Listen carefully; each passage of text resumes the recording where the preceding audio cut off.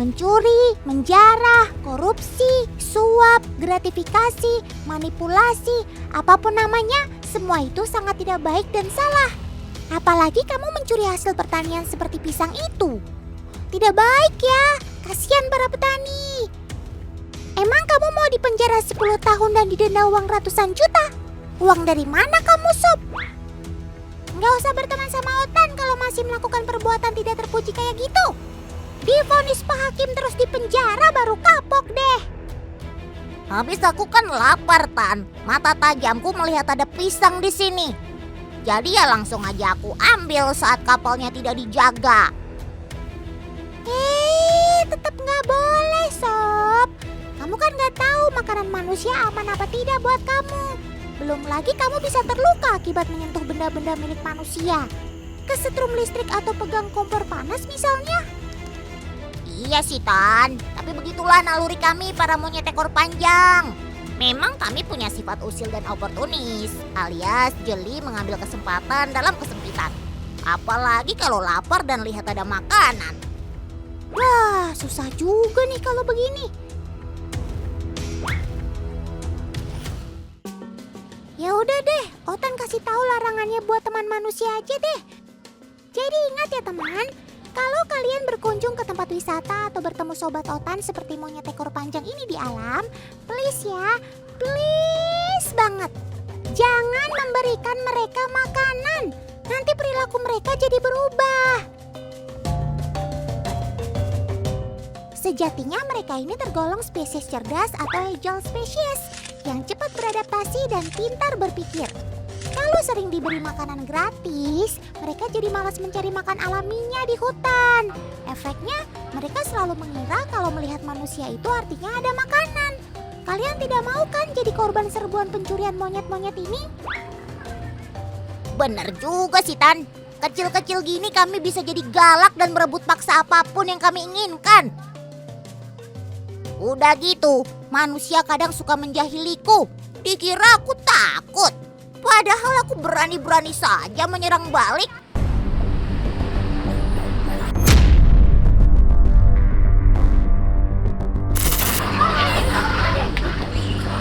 Aduh, baru aja dibilang. Kejadian. Otan ingatkan lagi ya.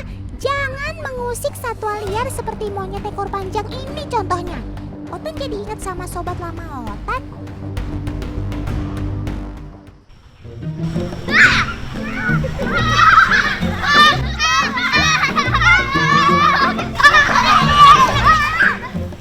Halo semua.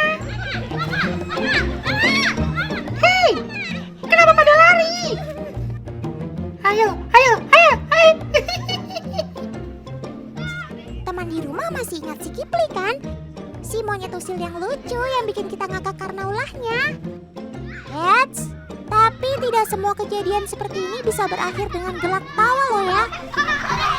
Beruntung teman-teman cilik ini hanya digelendotin dan dikejar si Kipli yang memang sejak kecil sudah terbiasa sama manusia. Jadi di pikirannya ini masih sebatas bermain. Sebenarnya si Kipli ini monyet baik teman. Dia tidak pernah mencuri, apalagi korupsi. Jika lapar, dia pasti meminta makanan pada manusia tanpa memaksa. Keren kamu, Sob! Sejatinya kami itu hewan yang hidup bersama sebagai keluarga besar, Tan. Kami hidup berkelompok, mulai dari 5 hingga 40 ekor. Dalam satu kelompok biasanya terdapat 2-5 pejantan dengan jumlah betina hampir 5 kali lipatnya.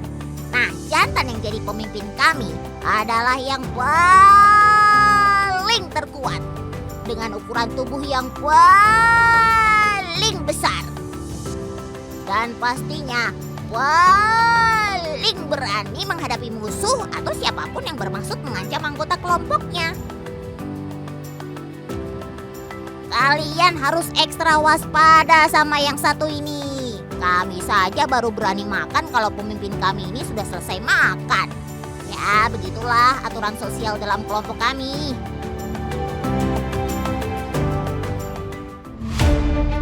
Lihatan, inilah aksiku saat bermain dengan kawan-kawanku. Woohoo! Wih, Kalian lagi adu mekanik? Maksud Otan adu nyali? Lompat setinggi itu gak ada takut-takutnya. Sudah begitu, kalian berarti bisa berenang dong ya? Kamu kaget kan, Tan? Di alam liar, kemampuan bertahan hidup kami memang sudah terlatih untuk segala macam kondisi, Tan. Mau manjat pohon tinggi, gampang. Mau salto sambil loncat pindah pohon, kecil. Sekarang coba bayangkan kalau makananku habis dan ada banyak pohon buah sedang panen di seberang sungai. Ya, kami akhirnya mau tidak mau belajar menyeberangi sungai, Tan, dengan berenang. Demi perut gitu loh. Kalau ada satu ekor monyet saja yang berhasil melakukan sebuah hal, dapat dipastikan semua monyet bisa menirukannya.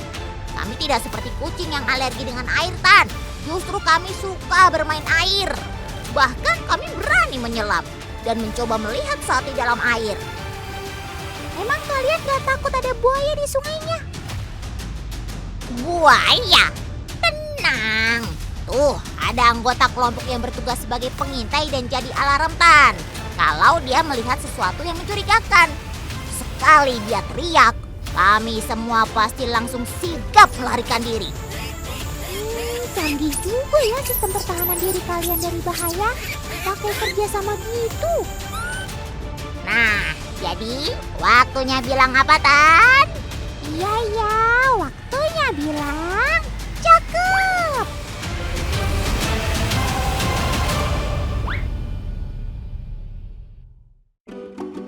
Shh, ada yang lagi di Nina Bobo ini tuh, teman. Manisnya. Itulah kasih sayang induk monyet pada bayinya, Tan. Kebayangkan, Tan, seekor bayi kecil mungil harus hidup di tengah kerasnya hutan belantara. Dia tidak akan bisa berhasil tanpa perlindungan dan kasih sayang induknya. Selama sekitar 420 hari kami berlindung dalam asuhan induk kami. Selama itulah kami menyusu, dibersihkan dari kutu, diajak bergelantungan di dahan-dahan tinggi tanpa terjatuh. Dan kami juga diajari cara bekerja sama sebagai keluarga. Sedari kecil kami juga bermain bersama dengan anak-anak monyet lain. Wah iya, kamu kayak lagi di TK deh. Makanya monyet pasti akan saling melindungi temannya. Karena kami sudah terbiasa dibesarkan dengan kasih sayang dan perhatian dari keluarga besar kami, Tan.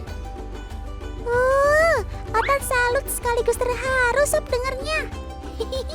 Otan jadi kangen sama keluarga Otan nih jadinya.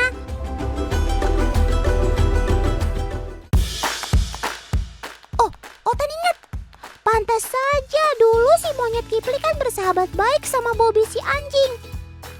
Tuh lihat, teman. Mau digemes-gemesin kayak apa atau dijahilin kayak bagaimana juga, si Bobby tidak merasa terganggu sama Kipli. Setahu Otan, Kipli adalah monyet yatim piatu, teman. Makanya dia tidak dibesarkan dalam kawanan. Hanya seekor anjing inilah yang jadi teman yang dia kenal sejak kecil. Pastinya Kipli menganggap Bobby adalah keluarga terdekatnya. Begitu pula dengan Bobby. Ya, walaupun jarang ya terlihat, seekor monyet ekor panjang bisa bersahabat erat dengan hewan beda jenis. Tapi ini membuktikan kalau monyet ekor panjang adalah hewan sosial yang membutuhkan sesamanya. Dia juga mampu bersahabat dan menunjukkan rasa sayangnya. Kalian bersahabat terus dan saling menjaga selamanya ya, Sob.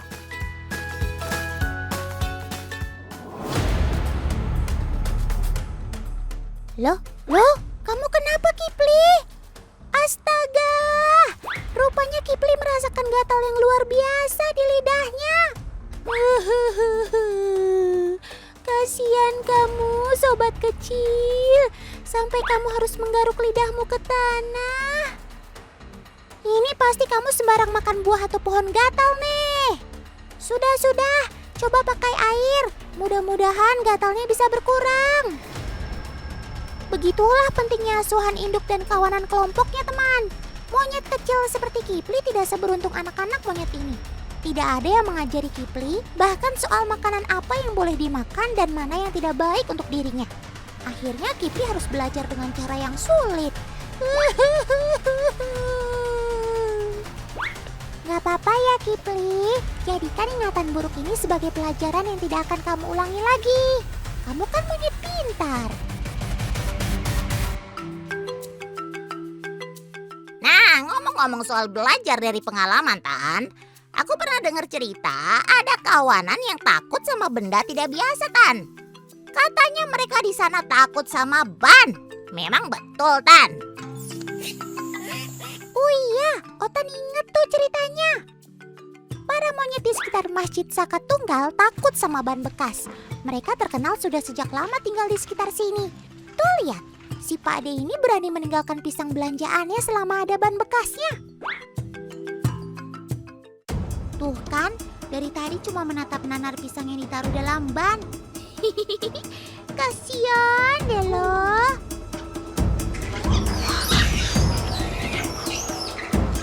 Paman, anu paman, bannya ketinggalan.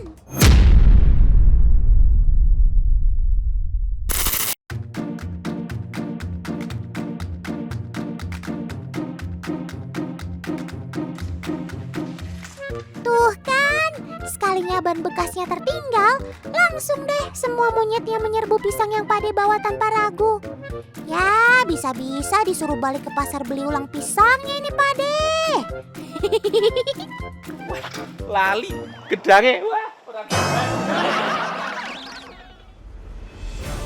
Menurut cerita warga Masjid Saka Tunggal, Cikaka Banyumas, Jawa Tengah, koloni monyet ekor panjang di sini takut dengan ban sejak salah satu anggota kelompoknya tidak sengaja tewas tertabrak dan masuk jaring-jaring ban motor. Sejak saat itu, muncullah rasa takut ketika para monyet melihat ban bekas. Wow, bukan hanya kisah pilu yang mengundang traumatik mendalam bagi para monyet, tapi ini juga membuktikan bahwa memori ingatan monyet sangat baik dan sampai turun-temurun ke generasi berikutnya.